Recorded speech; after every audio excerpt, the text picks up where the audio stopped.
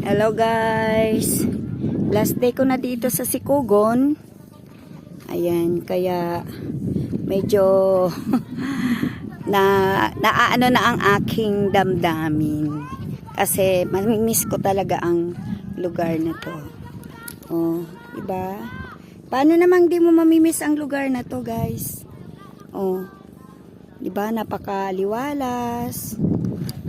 Tapos katulad nito, low tide siya, oh.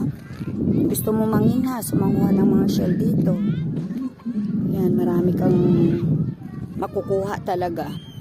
Ito yung mga bangka, oh. Tapos, sa gabi naman, magsisimula naman yung high tide. Nakakatuwa lang dito sa lugar na to. Pagka yung naglo-low tide, makikita may mga bata dyan, naglalaro. Talagang, tsaka bira silang magkasakit. Mga tao dito, bira magkasakit. Nakakaano lang kasi wala silang medical assistance dito. In case of emergency, hindi agad-agad na sabihin may madadalhan sa taong inatake, katulad na nangyari sa kuya ko, inatake siya. So wala na, hindi na nadala kasi syempre tatawid ka pa sa dagat eh.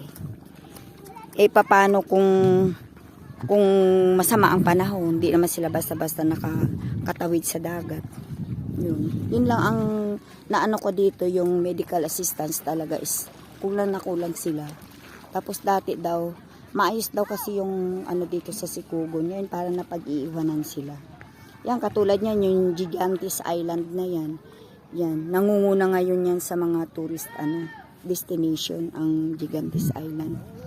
Although yung naman, ang Sikugon Island naman, ang pinakaano nila yung katulad niyan diyan sa Mount Upao na yan.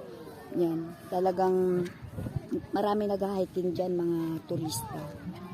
Tapos banda doon sa Huni Beach Resort. Tapos Buaya Beach Resort, yung pinuntahan namin. Yun. Yung mga taga rito, libre lang maligo doon. Pero yung mga turista, pag naligo daw doon, yung mga naka-package siguro sa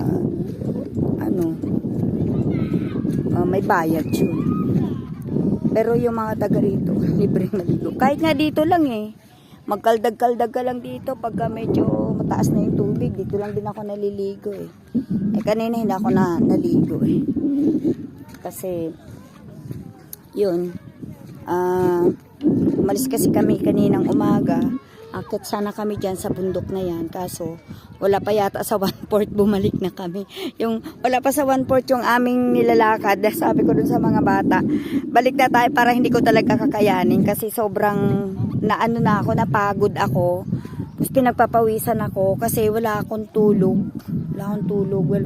Siguro mga 3 hours lang yung tulog ko. Yun. Tapos syempre, maglalakad ka ng malayo, 'di ba? Mga 1 oras or more.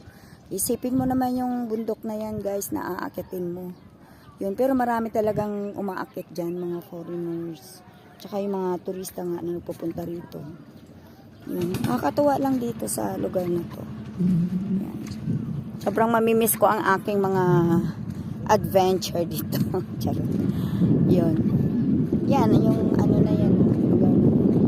Kahapon kami dito, nanghinas kami dito, ang dami namin nakuhang shells.